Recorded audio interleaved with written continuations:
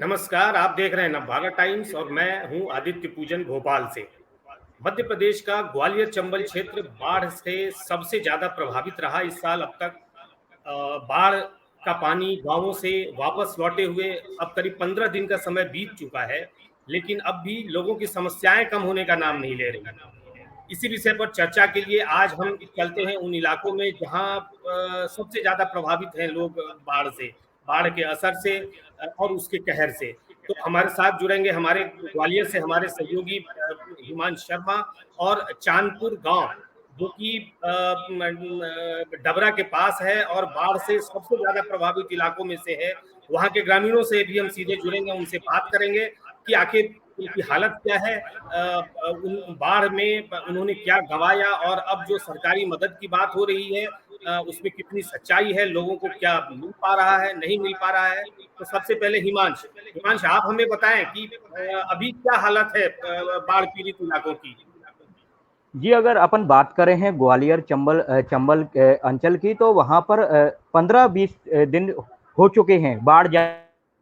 अभी भी थोड़ा थोड़ा पानी है, कीचड़ है, जो पूरी तरीके से क्लियर नहीं हो पाया है। और ग्रामीणों का कहना है कि सरकार मदद तो पहुंचा रही है, सर्वे भी किया, लेकिन जिस तरीके की उनको मदद मिलनी चाहिए थी, उनका कहना है उस तरीके की उनको मदद नहीं मिल पा रही है। उन्होंने कहा कि जब हम खेती बाड़ी करते थे और जो हमारे खेती उजड़ गए और हमारे घर पूरे टूट चुके हैं, उसके बाद अगर सरकार हमें 10 या 15 किलो आटा भी दे देगी तो उससे हमारा क्या होने वाला है, रोजगार तो हमारा पूरा चला ही गया है। और बाकी उनको लगातार ये डर भी सता रहा है कि बाढ़, उनको ये है कि बाढ़ दोबारा ना आ जाए। तो आज भी उनके मन में ये डर है कि बाढ़ कहीं दोबारा तो नहीं आ जाएगी। तो वे कह रहे हैं कि सरकार हमें इस एरिया से कहीं दूर पक्का मकान बना के दे, जिससे कि हमारे बच्चों में जो छोटे छोटे बच्चे हैं उनके अंदर अभी भी इस तरह का डर है कि वो रात में सो जाते हैं और सो के उठ के अचानक बोलते हैं पापा कहीं बाढ़ तो नहीं आ गई। क्यों नहीं? क्योंकि उन्होंने उस समय ये दृश्य देख चुका है, जब एकदम बाढ़ आई थी, वहां पर चीख पुकार मच गई थी और सब अपनी अपनी जानें बचाने के लिए भागे थे। जब हमारी टीम वहां पर गई तो हमने अपनी आंखों से खुद ये दृश्य देखा। वाकई में वहां पर वे कितने पीड़ित हैं, ये हमने खुद अपनी आंखों से देखा। और उन्होंने जब हमने उनसे जाना तो उन्होंने कहा कि हमने अपनी पूरी साल की जो भी मेहनत की थी, पूरी जो भी हमारी फसल थी वो बेचने के लिए रखी थी, लेकिन हमने कतई ये उम्मीद नहीं करी थी कि बाढ़ इस तरीके से आ जाएगी और जो हमने पूरी साल मेहनत करी और जिससे हम 4 पैसे कमा सकते थे, वो इस तरीके से बाढ़ में बह जाएगा। उनका गृहस्थी का पूरा सामान बह चुका है, घर पूरे ढह गए हैं जिस घर में वे निवास करते थे, और उनके पास 2-3 जो भी मवेशियां थी, उनका आज तक लाश तक नहीं मिली है। उनको उनका कहना यह था कि हमें तो अपनी मवेशियों की लाश तक नहीं मिली है कि वे बह के कहाँ चली गई। उन्होंने कहा कि हमने कभी ये उम्मीद ही नहीं की थी कि इस तरीके से बाढ़ अचानक यहाँ पे आ जाएगी। उन्होंने कहा नदी हिमांश हमेशा। जी जी। जी सर। हिमांश आप बाढ़ का पानी जब गांवों से कम हो गया, जब बाढ़ का पानी लौट गया, उसके बाद करीब आप एक हफ्ते एक सप्ताह बाद आप उन इलाकों में गए थे, आप जी कवरेज के लिए गए थे। तो जी। उस समय आपने क्या देखा, क्या आपको क्या लगा कि क्या जो अभी हालत है उसमें क्या थोड़ी बहुत सरकारी सहायता से लोगों का कुछ भला हो सकता है? जो जैसा सरकार कह रही है 1,20,000 रुपए देने की चर्चा है उनको जिनके मकान ढह गए हैं। हमने देखा कि कुछ महिलाओं ने आपके साथ जब जब आप कवरेज के लिए गए थे तो आप कुछ महिलाएं ये कह रही थी कि इतने पैसे से क्या होना है, हमारा मकान कैसे बनेगा। तो सवाल ये है कि जब सब कुछ लूट चुका है, जब सब कुछ बर्बाद हो चुका है, तो ऐसे में क्या ये इतनी सरकारी सहायता उनके लिए काफी है? जी, अगर मैं आपको बता दूं सरकारी सहायता की, तो जब हम वहां पर पहुंचे तो वे कह रहे थे, जब मैंने वो मंजर देखा तो वास्तव में ही वे बहुत पीड़ित हैं।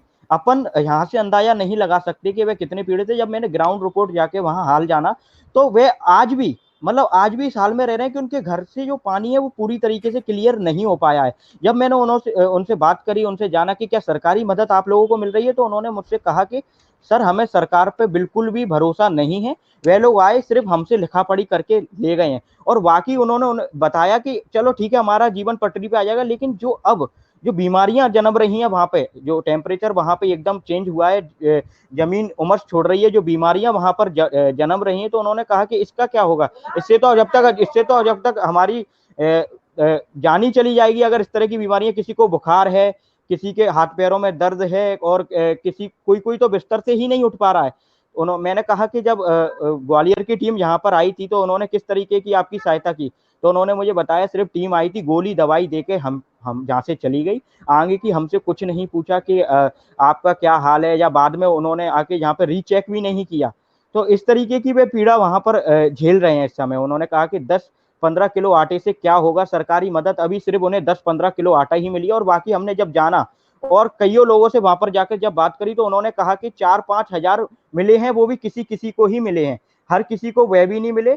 और उन्होंने कहा कि जब हमें आटा या गेहूं लेने भी जाना होता है तो वहां पे कंट्रोल वाले या फिर जो भी वहां पे अधिकारी, जिम्मेदार अधिकारी बैठे होते हैं, वो कहते हैं कि पेपर दिखाओ जब भी आपको मिलेगा।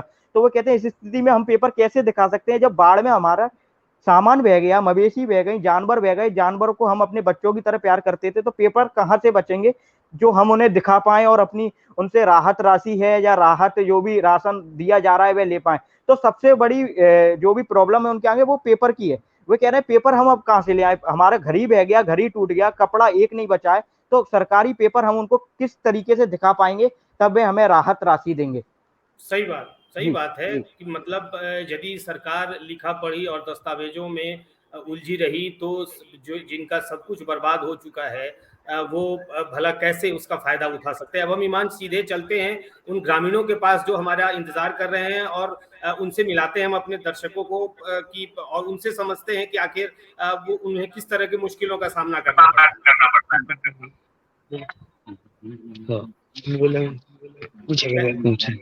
कैसे हैं आप लोग? हाँ सर, आ रही है आवाज, आ रही है सर। क्या हाल, किस हाल में हैं आप लोग? अभी तो बेहाल है सर, कोई टपरिया बना के रह रहा है, कोई डर में रह रहा है, कहीं सांप बिच्छू का डर लग रहा है, अभी तो बेहाल ही है। चांदपुर गांव से आप हमारे साथ जुड़े हैं। हमारे दर्शक जो है वो ये जानना चाह रहे हैं कि आपके गांव में कैसी बाढ़ आई थी? आपको क्या सब झेलना पड़ा? भयंकर बाढ़ तो भयंकर था, पूरा गांव डूब गया था, चारों तरफ से गांव घिर गया था सर। सीएम साहब आए थे यहाँ पर, मौके पर खुद आए थे तीसरे दिन। ये देखो सर क्या कंडीशन थी जब बाढ़ आई थी, जो पानी यहाँ पर चल रहे थे, ये मकान देखो सर कैसे हो गए, टपैया बना के रह रहे हैं सब। गांव में हमने सुना कि आपके गांव में सारे एक मतलब कोई बिरले ही कोई ऐसा मकान है जो बचा हुआ है। कोई बह गया तो कोई डैमेज हो गया, कोई फट गया, कोई क्या मतलब कोई रहने सुरक्षित रहने लायक नहीं बचा जी। तो अब जैसे बाढ़ का पानी गांव से निकले हुए करीब 15 दिन का समय हो रहा है। नहीं 25 दिन हो गए सर, 3 तारीख को आई थी पिछली, बहुत लंबा समय हो गया। पानी वापस गए हुए मैं कह रहा हूँ। तो नहीं वापस तो तीसरे रोज चला गया था, तीसरे रोज चला गया था, तो 3 दिन में वापस हो गया था बाढ़ का पानी, तीसरे रोज चला गया था।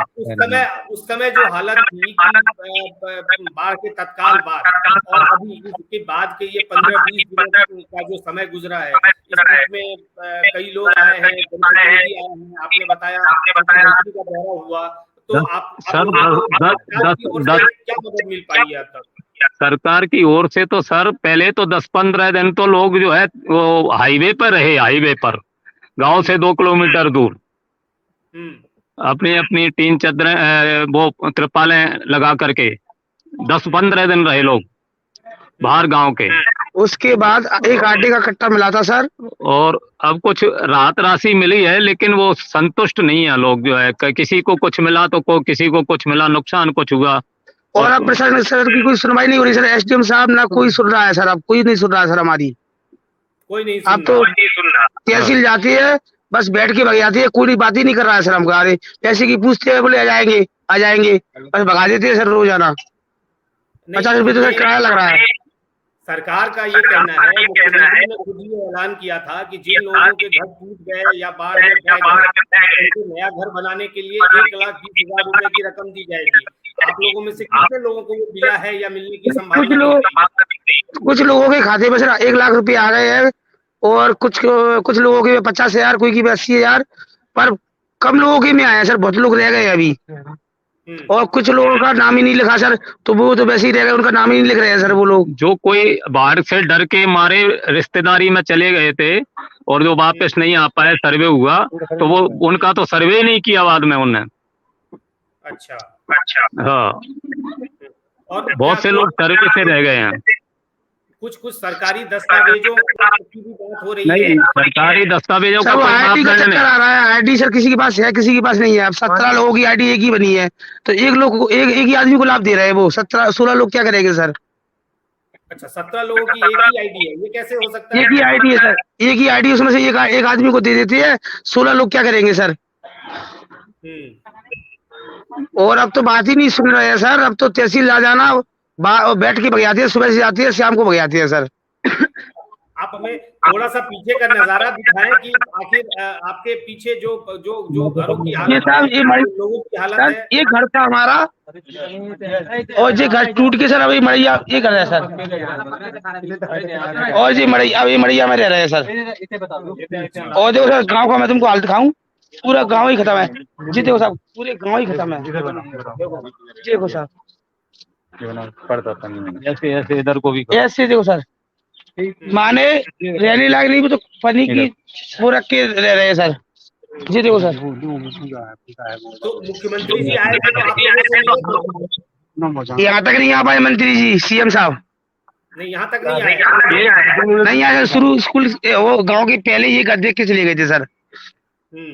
तो आप लोगों से क्या कहा गया? मुख्यमंत्री के दौरे के बाद कोई अधिकारी वादे तो सर बहुत कर गए थे, अगर वो वादे पे से अमल हो जाता ना तो सर हम पानी सुखी हो जाते।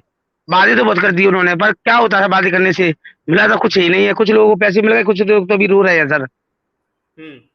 तो जैसे बाढ़ में सब कुछ बह गया, घर बह गया, खाने पीने का सामान बह गया। अब गृहस्थी के सर 5,000 रुपए दे रहे हैं और गृहस्थी लाखों की बह गई सर। 50 कुंटल के गृहस्थी के 5,000 रुपए दे रहे हैं वो, तो 5,000 रुपए गृहस्थी से क्या हो रहा है सर? 50-50 30-30 पलंग पंखा एसी से सब खराब हो गई है साहब। और प्रशासन की ओर से किया गया हो? हाँ 50 किलो आटे का कट्टा दिया है, बस 50 किलो आटे कट्टा दिया एक, बस हर परिवार को। हर परिवार को परिवार का नहीं रखा सर, वो तो वही आईडी सर, आईडी 17 लोगों को एक दे दिया सर। किसी की आईडी अगर 2 आदमी की बनी है तो उसको भी मिला है, 15 आदमी की बनी है तो एक कट्टा मिला है। और राशन पानी तो कुछ मिला ही नहीं, आटे के कट्टे के सिवा कुछ नहीं मिला सर। आटे के कट्टे से क्या होगा सर आप बताना? आटा अकेला खाना है क्या? अब वो भी 25 और दिन खाना बनाने के लिए कोई व्यवस्था भी नहीं है सर हमारे पास। वो तो क्या है कि कुछ समाज सेवा और नगर पालिका की तरफ से पैकेट आ गए थे, खाना से उसे जीवन यापन किया है। कुछ समाज सेवी लोग आ गए थे, 10-15 दिन खाना, तो उन्होंने खाना 15 दिन हमको खिलाया सर। अब मड़ैया बना के सर अच्छी व्यवस्था करती है सर आटे की खाना बनाने की। बहुत हालत खराब है सर, प्रशासन तो बिल्कुल नहीं सुन रहा है सर। अब क्या लगता है, अब आपकी हालत में सुधार के लिए क्या करने की जरूरत है? अरे सर जी हमारी को ये है कि हमारी जो राशि वो कह गए थे वो राशि मिल जाए सब परिवार को, जो नाम रह गए हैं वो नाम जुड़वा दिए जाए सर। हमारे किसी का सर्वे में नाम नहीं लिख पाया तो उसका नाम लिख जाए सर।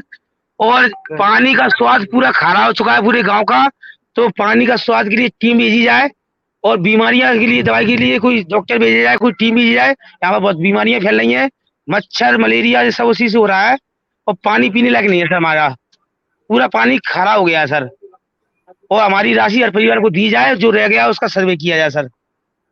आप तो आगे स्वयं सर्वे करें जी इस पात्र में है कि नहीं, खुद देखिए आगे सर। उसका पूरा मकान गिर गया, उसका नाम ही नहीं है सर सर्वे में,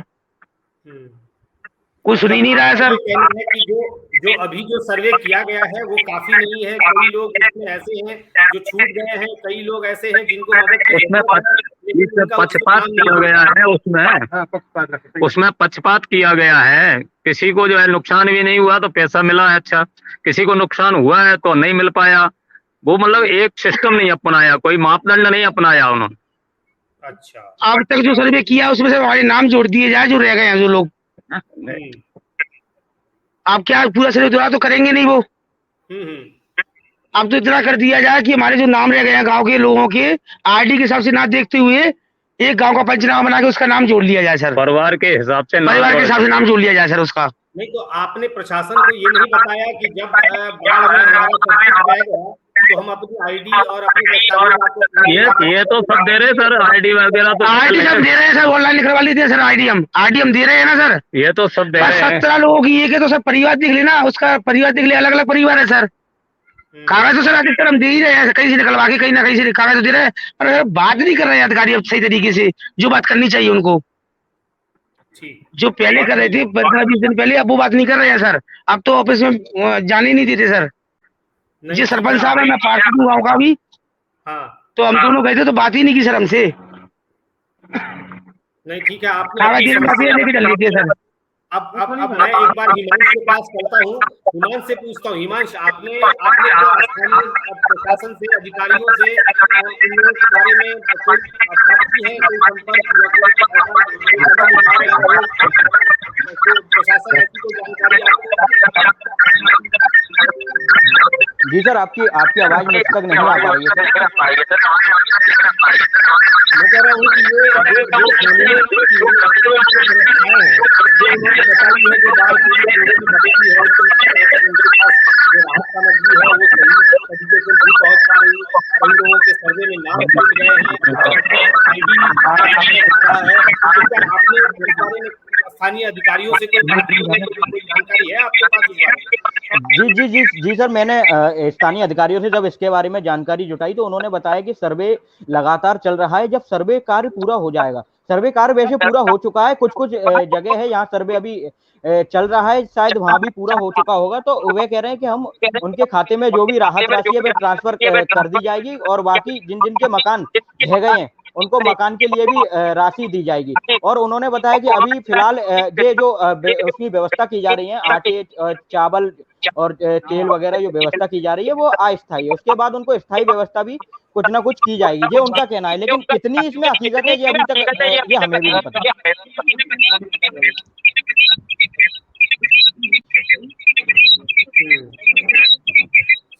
ठीक है हिमांश, आपने बहुत सारी चीजें बताई।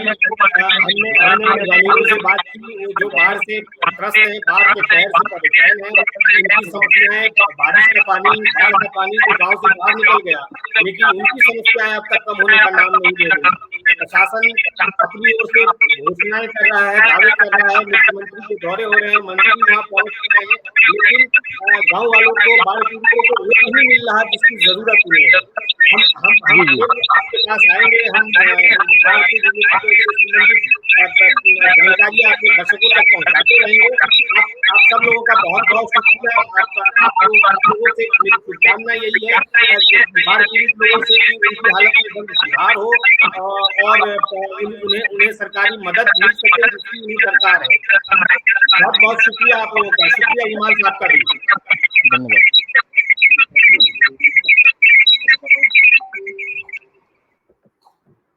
तो ये हमने देखा ग्वालियर के बाढ़ पीड़ित इलाकों की हालत। हम चांदपुर गांव के ग्रामीणों से, बाढ़ पीड़ित लोगों से हमने बात की और जाना कि उनकी समस्याएं क्या हैं। बाढ़ से संबंधित और देश दुनिया की बाकी खबरों के लिए आप देखते रहिए नवभारत टाइम्स। शुक्रिया।